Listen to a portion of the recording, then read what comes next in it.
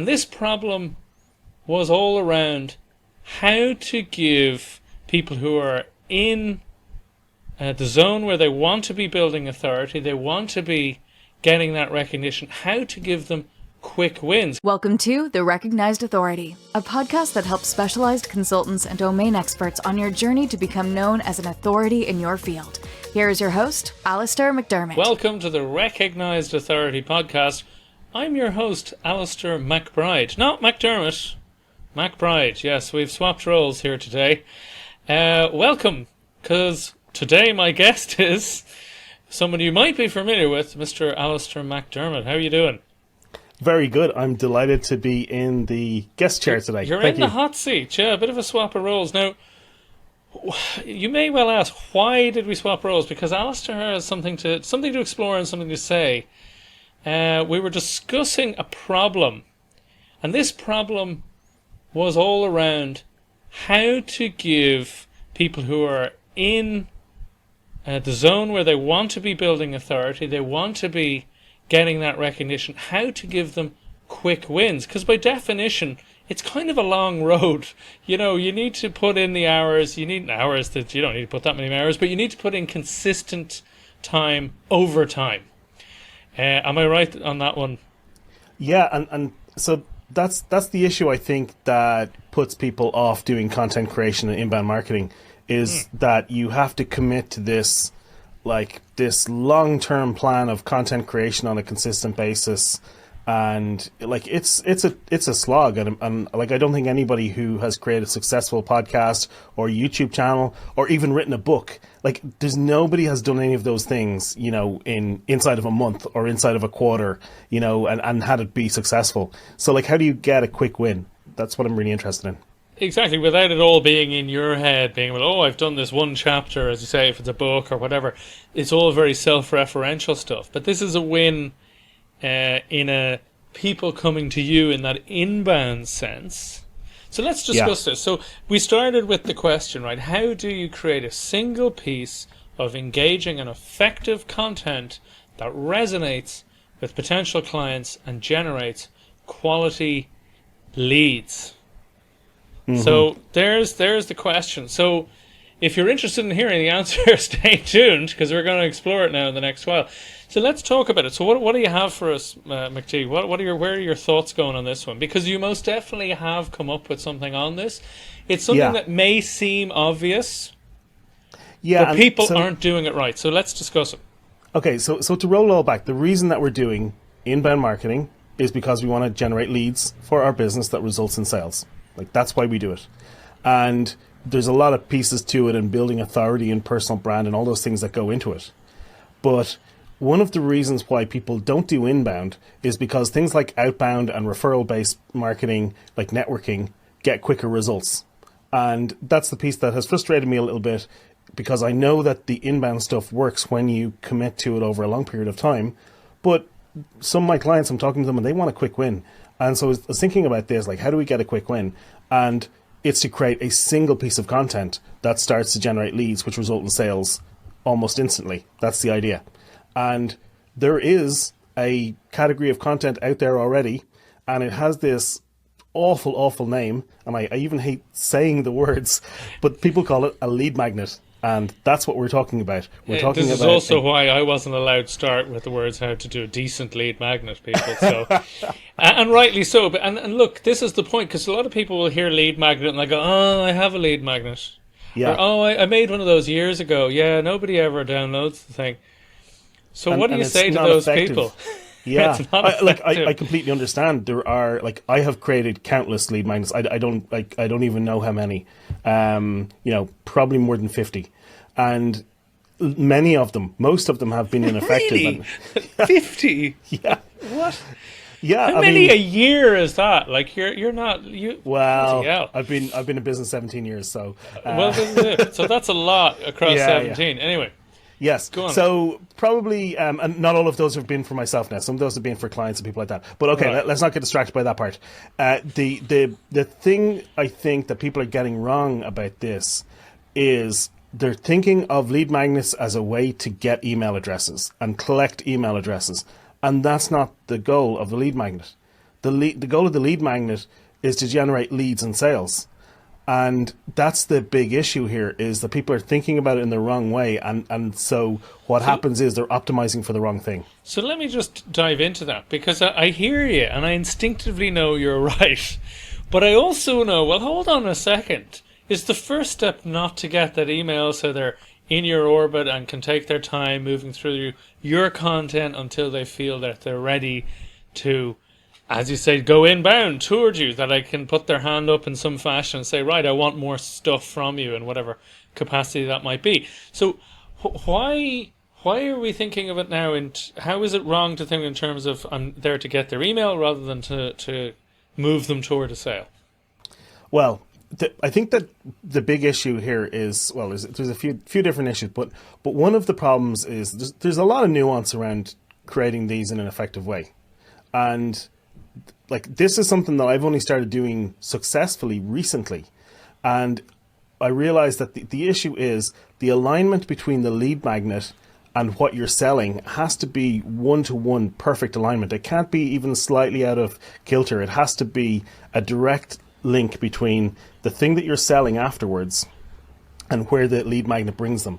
And that's the part that I've got wrong in the past, and a lot of people that I know, what Just they're doing is... I'd go so far as say 9 out of 10, if not more, have got that wrong. And they don't. The problem is they're optimizing for collecting email addresses. Right. And if you optimize for that part of the puzzle, you may get really good at collecting email addresses of people who won't then buy your service or product. That's the issue. Gotcha. And so what you need to do is you need to work backwards from your product service offering. Now, you have to have that, like, that has to be nailed down, and that has to be in alignment with, you know, your client's problems and your business goals and all of that as well. Like, the whole thing needs to be, like, you've got to be running a tight ship here. The whole thing needs to be in alignment for it to work properly. But if you work backwards from, you know, we help these people solve this problem, which is your typical positioning statement. So you know who you're helping, and you know the problem or pain that you're helping them solve. And it's useful to think of that in terms of a transformation. So we take them from place A to place B. And the service that we do, the things that we do, our process is right in the middle between point A and point B. It's the thing in the middle. Gotcha. And so if you think about, okay, what we're thinking about here is we're thinking about we want to sell them that service, getting them from A to B, but we need to show them that we can help them with that, and we need to give them something that starts to help them to solve that problem. And that's what it's about. It's about taking something in the middle there and using that as the lead magnet, for want of a better word. I hate that I even have to say it, but it's about creating that piece of content that helps them solve a piece of that problem that's in the middle. Because the problem is what's in between those two things. The problem is the part between A and B.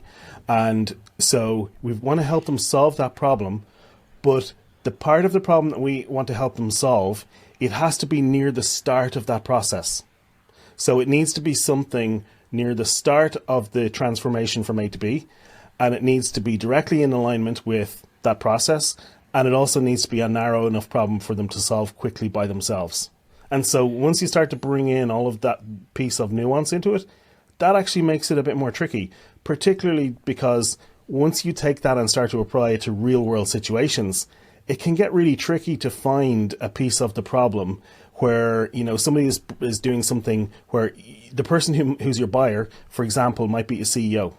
And the CEO is the person who signs off, but maybe you work mostly with the tech team. And so what you're used to doing is helping solve problems with the tech team, but you need the CEO to sign off. So now what you're trying to do is you're trying to find a lead magnet. You're trying to find a piece of content that helps them solve a problem for the CEO, not for the tech team, because the tech team aren't the buyers. And that's where all of this gets more complex. That's a classic one where the buyer isn't the user.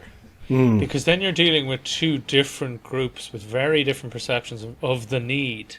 Which brings us into another question, because I can hear an awful lot of people going, okay, Alastair, you know, I hear where you're coming from here, but for example, like if I was to start them on the thing that they need to do to get where they're going, it's boring, or they think it's boring. So if I say the thing that they actually have to do, which will make them, you know, of 10 steps, it makes them 1.5 or even 2 steps into it, in that journey where they are.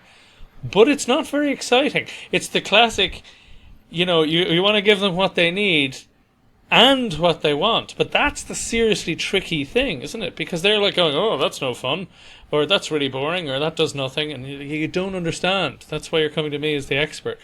Do you know what I mean? But that's way too much explaining for want of a better word, lead magnet. So how do you make it that kind of juicy, appealing, instantly like, yes, that's the thing I need, while actually, or that's the thing I want, I should say, while actually giving them what they need, so that when they've done it, as you say, the next logical step is, well, what's the next step? I better get back to, Alastair in your case, to continue this journey to the destination I want to get to. So how do you create that balance between giving the people what they want and so that when they do it, they want to do more?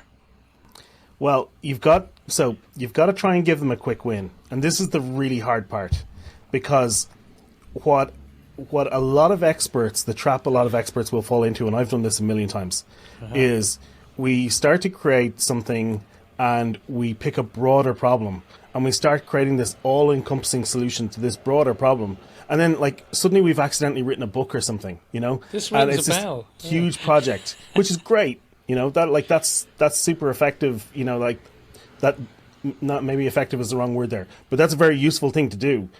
But it's not going to be optimized for lead generation in a quick win kind of scenario. And that's the issue here, is we're trying to fix something too broad.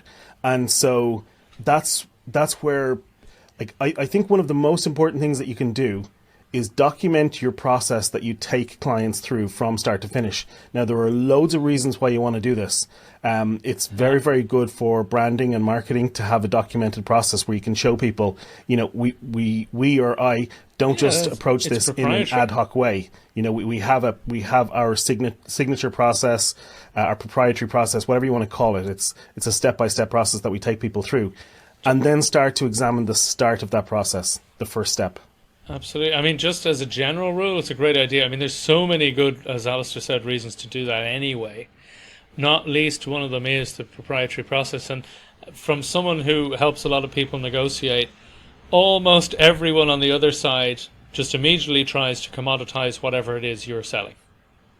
Oh, the guy down the street will do it for 20% less. Why should I go for you? So you need, when you have that your system, your processes mapped out, it allows you to very distinctly say how you're differentiated from your competition as just one part of that argument, of that counteraction of that point, so that they can't compare apples to apples, right? So just to double down, there's huge benefits in that, and there are many more. Okay, so if you have your process, again, how do we then get into them? You're getting them at the start to often do things that they need rather than that they think they want. So how do you flip that, particularly if it's not particularly exciting? If they've bought a thing, for example, there's already a certain level of trust, so you don't need to sell the first step particularly, right? But if it's a freebie, it has to be inherently interesting, and as you said, has to address whatever issue is with them right then and there, right in that present moment. So how do you get that? So the key thing, I think, is to be what's the right word? To be creative with your thought process. Okay. Because if you try and do something like planning, is quite often the first step in almost like any kind of project where you're creating something for a client. Sure. And that's what a lot of people who are listening to this are, that planning is the first step. So we're going to go in and we're going to assess the situation, review the current situation, the goals, the challenges, and then start to create a project plan around that. Like, that's really typical. And so that doesn't make for a really good kind of quick win. It's really useful, and having a paid discovery or paid road mapping session is a really great next step. But having something before that is key, because can you give them a quick win before that? And that's where I think if you have something, and when I'm saying something, I'm talking about something that is short, to the point. And one of the things I like about lead magnets, again, I hate the word, but one of the things I like about the concept of them is that you're creating something that has to be consumed quickly and used instantly. You never want them to save it to the hard drive to look at later, because they never will. So what you want them is to get them to print it out or save or fill in there and then if you can. And that means that it's usually quick to consume, means it's also quick to create. And that's where it starts to get interesting, because then you can look at, okay, what can I create that somebody can consume quickly but will still give them value? And so the ones that I really like are things that people can use in a very actionable way, like cheat sheets, checklists, and templates. And those are things where people can get value straight away.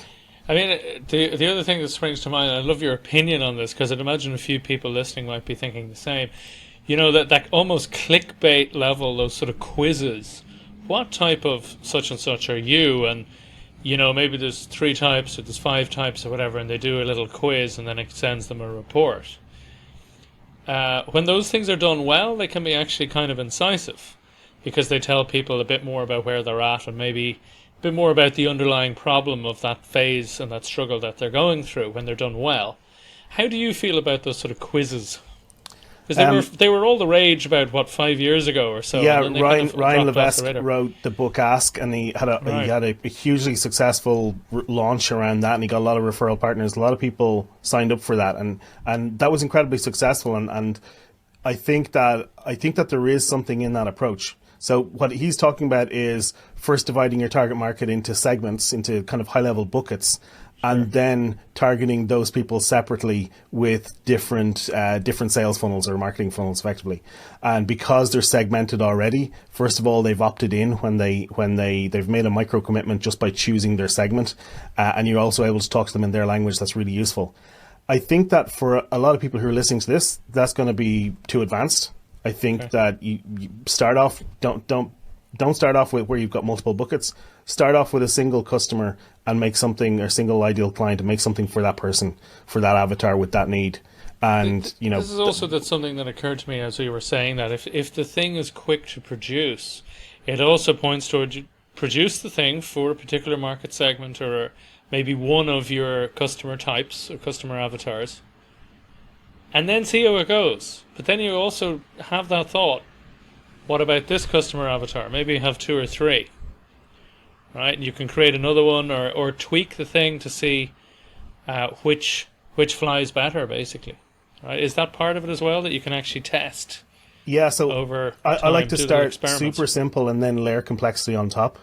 And that's my approach to almost anything. Always the way to go, yeah. Yeah, it's kind of like a software development approach as well, where you want to just get something working first.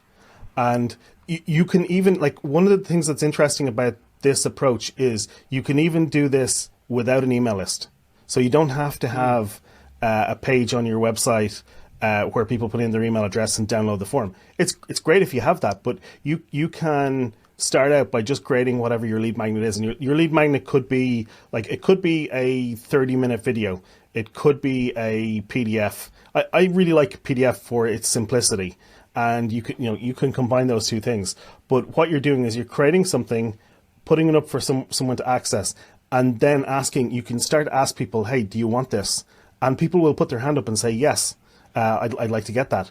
And in fact, I did this just last week, where I put up on LinkedIn. I said, "Hey, I'm creating something which is going to be something that's going to help people create a single piece of engaging, effective content."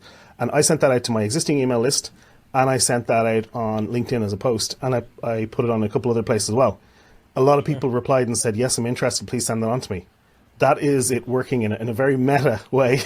Well, it's also in a lovely kind of, what did you call it, lean startup type idea, where instead of building the thing, you test to see if there's an interest first. Yeah.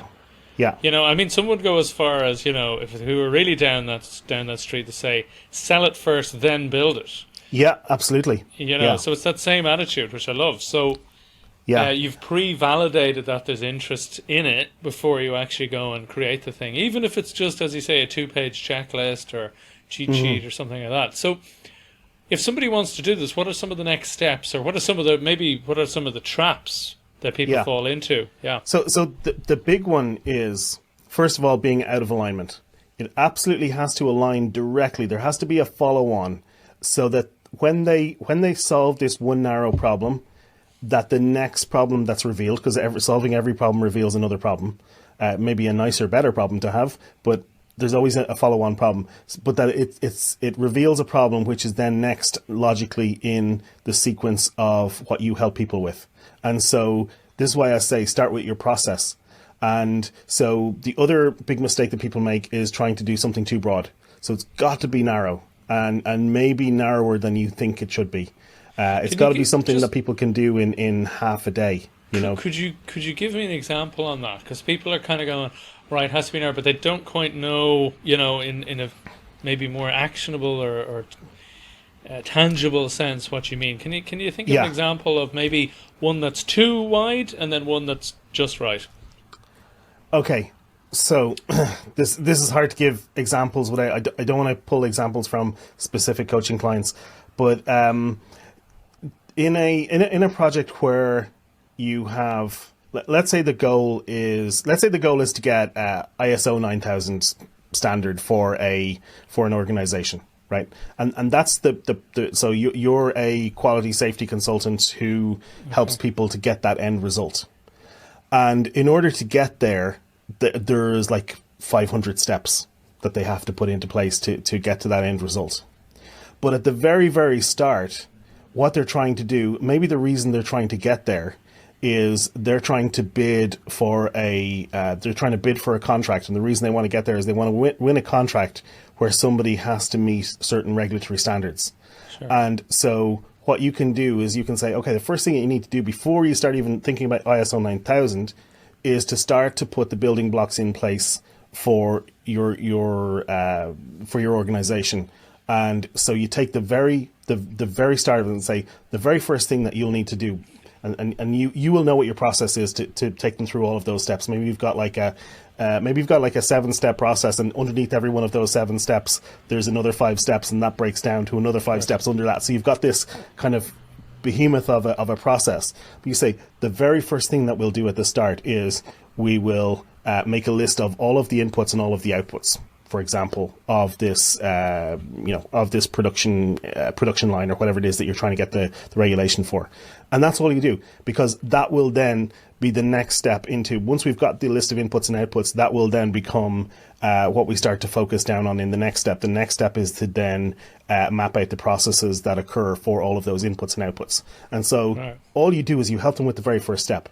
You don't try and help them with mapping out the whole process. And so I know that's not a great example. It's actually quite close to something that a coaching client of mine is doing at the moment. Another example is I was talking to somebody about how can you give somebody a quick win in a scenario where you're helping them to change something about the way that they deal with their clients.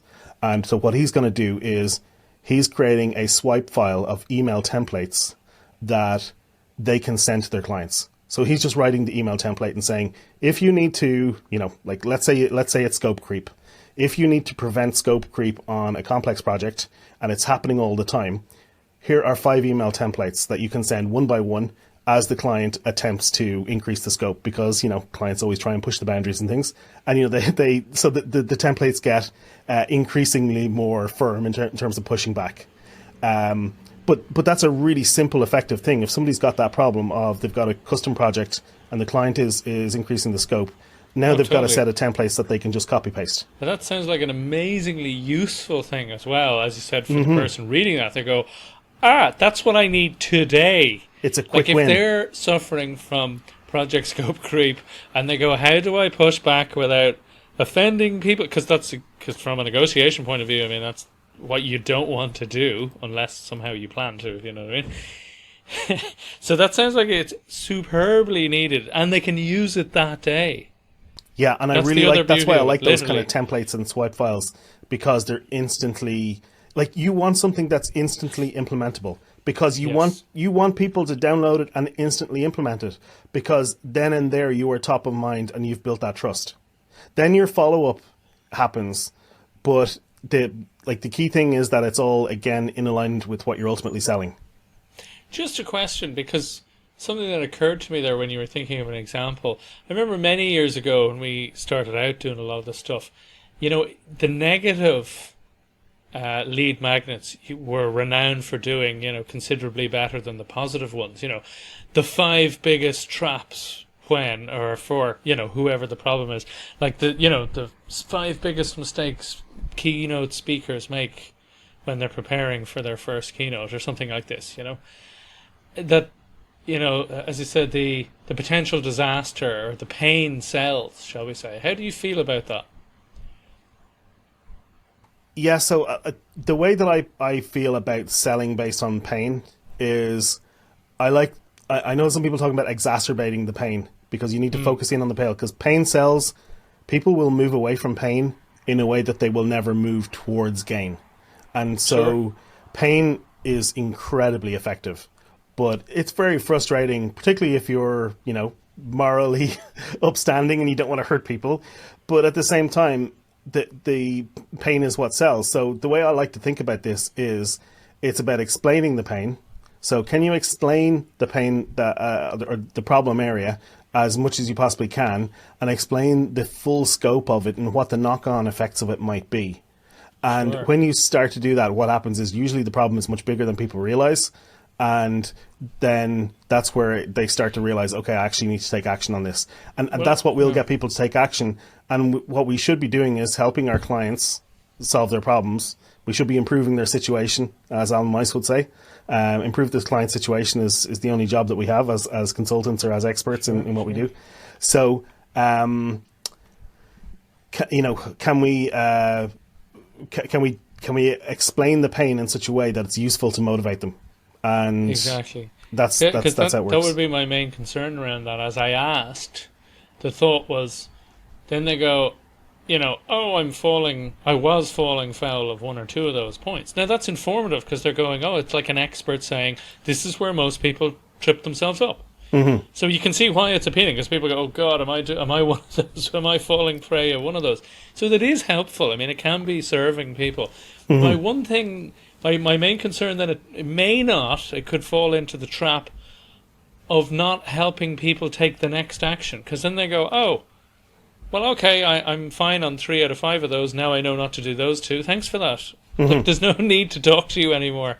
Do you know what I mean? So it needs to, as you said, have something to compel the individual, the user, the reader, whatever, to take the next step. Yeah, like there has to be a logical next step, and there should be, like, if you're following your process and you've got your documented process and it's your signature process and you've written down the steps, and so one by one you're ticking the box as you take a client. So let's say a client is referred to you and they've got great trust build up, and you don't need to sell them. They just say, here's my money, let's start. I know you can do this job. I've been referred to you. Let's just start. So what would be the process that you would bring them through? And so that the first thing that you do with them is what other clients would have gone through the lead magnet to do, and then you just bring them to the next step. So it's what's that next step? That next step is what you start to talk about in your, and you can start to reveal more of the process in your follow-up. And that's where the follow-up is, and that's where having the email address is useful, because you can actually set up an autoresponder which will email them automatically, and you want to make sure that you've set the expectation that you're going to email them. But that's where you can start to follow up and create the parasocial relationship, which is that one-sided relationship where they start to feel that they trust you and know you because they're consuming the quality content that you're providing for them. Yeah, and they're continuing to opt in by opening your emails, reading your emails, or whatever it might be, until they're ready to move it to the next level. Or indeed unsubscribe if, as appropriate. Hopefully enough are moving up to that next level. How has your thoughts? Have your thoughts evolved or changed around this idea of the lead magnet, as you hate it being called? Yeah, I wish we had a different phrase, but I have to use it. It's what we talk. Yeah, I think so. I think that for me, like, I like creating. Like, I've created a whole ton of resources that I've put available for free, and many of them are downloadable by signing up through my email. Signing up for an email opt-in of some kind, and you can download stuff. Some of them, like, I have some books available for free on Amazon and things like that. They're also lead magnets, by the way. It's just that particularly with books on Amazon, I have no idea. If a book sells on Amazon, I have no idea who bought it. Amazon owns all the data around that. And that's why it's less valuable. That's where selling books or giving away books away on your site is more useful, because then you have the information. But absolutely. Might give a quick plug there if you don't mind. Yeah, go ahead. My labour of much work for God knows how many months, maybe 18 months at this stage. My book, the Dealing with Goliath, The Psychological Edge in Negotiation, is out very soon. Awesome. And it will be available for free to those who want. For those who want to read it in paperback, or indeed on Kindle, can get it soon on Amazon. Awesome. But it is available for free if you're happy to read it as a PDF, to dip into it. And if it's to your taste, you can read it wherever you want. Awesome. And go to almcbride.com, I'm guessing, to get that? almcbride.com/book. That's correct. That's awesome. Correct. So if when you listen to this, it's not out yet, you can sign up there as an interested person. And it's also the Be More goodies coming along with it, which will be things that will be essentially lead magnets in the future. One of them being the 7 most successful tactics used by buyers on sellers, and that one from some of the early conversations I've had gets people's blood up. They very much go, tell me more. So right. That's actually from a pile of research, so that'll be quite a good one. Yeah. Anyway, cool. I just thought I'd musically interject that is both a small and large lead magnet right there, folks. So check it out if it happens to be of interest to you. Awesome. And yeah, I'll put a link to that in the show notes wherever this podcast is. Too. I'm sure we'll mention it again, and we'll do a little chat about that in September. Cool. So, sorry, please continue. Yeah, I was just thinking about different places. I was just trying to think of different examples of lead magnets to kind of just cement the start of the process thing. And one I was just thinking of is in the real estate industry. Somebody's trying to sell a house, and the realtor wants to get wants to get the sale. So one thing near the start of the that people start to think about when they're selling their house is, well, we've got to stage the house to make it look good. So one simple lead magnet there might be home staging tips to get a quick sale or something like that, you know? Exactly.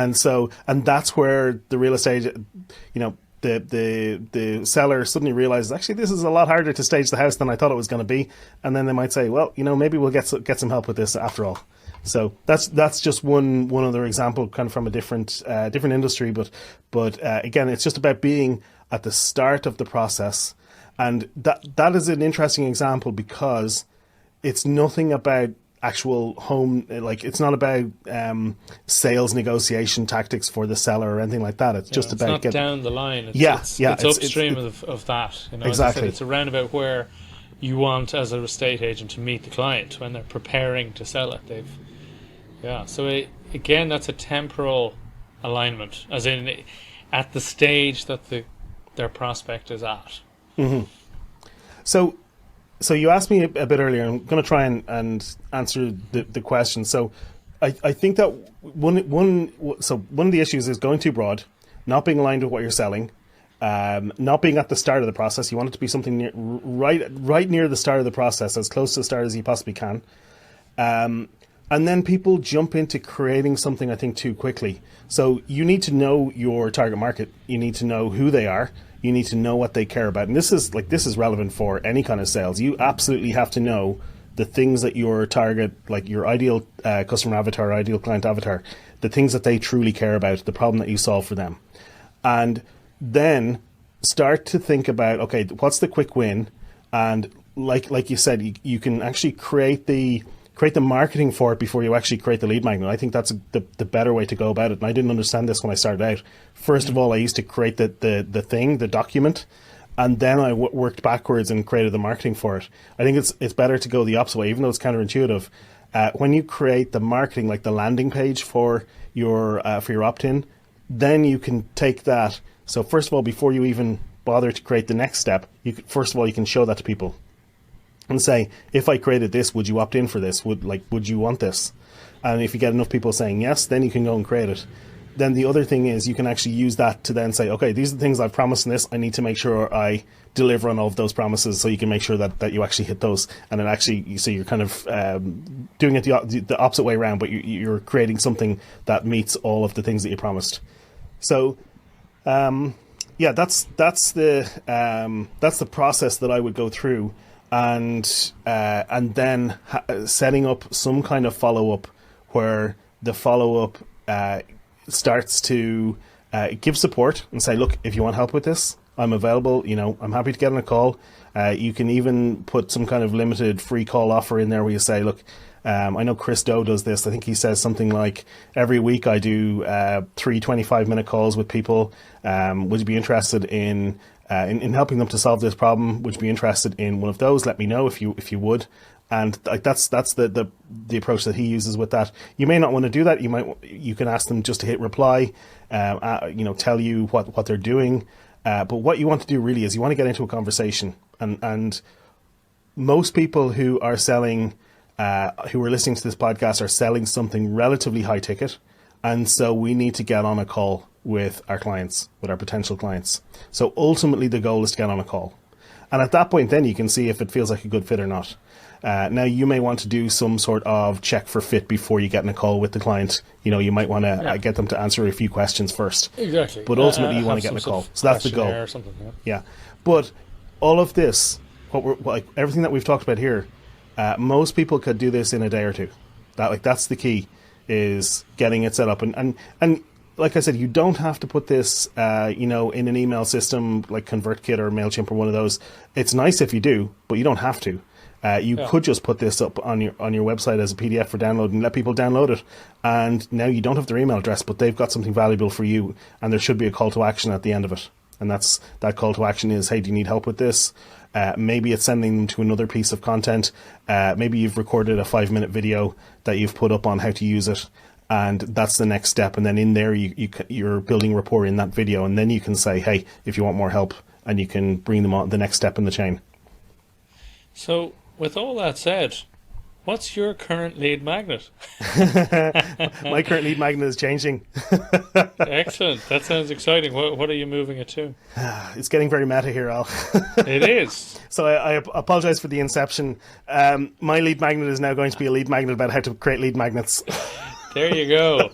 So, well, to be fair, this is why you had the conversation. Because as we said at the start, people are going, yeah, I get the whole I want to build authority. I get when you have authority, people are coming to you. Mm-hmm. You're able to charge premium prices. You're able to choose your clients much more in your projects and so on. People largely are getting that. But as you said, if they know they need to do so much consistent work over time to get there, they're thinking, I can imagine there's a lot of procrastination in starting. Mm-hmm. Whereas with this, it allows them to start potentially right now. It's what I've been super frustrated with. I want to help people get a quick win.